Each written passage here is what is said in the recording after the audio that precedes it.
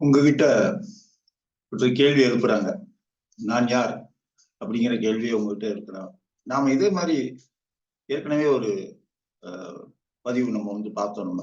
Okay, இன்னைக்கு உங்ககிட்ட இந்த கேள்வியை யார் எழுப்புறா அப்படின்னா, எண்ணெய் தேன், தங்கம், கரும்பு மற்றும் சந்தனத்தோடும் ஒப்பிடுவார்கள்.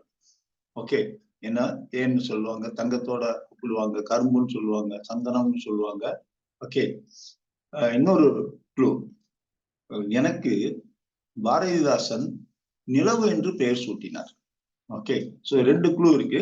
நான் யார் அப்படிங்கறது நீங்க கண்டுபிடிக்கிறதுக்கு முன்னாடி, ஓகே, நம்ம பாரதிதாசன் தான் அந்த நிலவுங்கிற பெயரை சூட்டினவர் இல்லையா? இந்த பாரதிதாசன் யாரு? அவருடைய பெயர் பாரதிதாசன். இயற்பெயர் அவருக்கு சுப்புரத்னம். ஓகே, புதுச்சேரியில பிறந்தவர். அவருடைய பெற்றோர் பெயர், அதாவது தந்தை பெயர் கனகசபை, தாயார் பேர் லட்சுமி அம்மையார். ஓகே, இவர் தமிழாசிரியர் பணியை அவர் செஞ்சார். இவருக்கு 2 சிறப்பு பெயர்கள், ஒன்னு பாவேந்தர், இன்னொன்னு புரட்சி கவிஞர். இவருடைய பிறந்த நாள் 29 ஏப்ரல் 1891. இறப்பு 21 ஏப்ரல் 1964. இவர் எழுதின பிரபலமான நூல்கள் நிறைய. ஒண்ணு குடும்ப விளக்கு அவர் எழுதினது. ஓகே, 2வது பாண்டியன் பரிசு.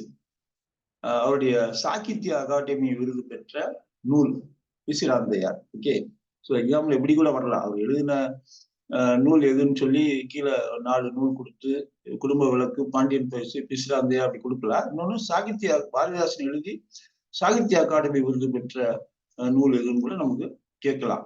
அதே மாதிரி அவருடைய அழகின் சிரிப்பு, இதெல்லாம் அவருடைய பிரபலமான நூல்கள்.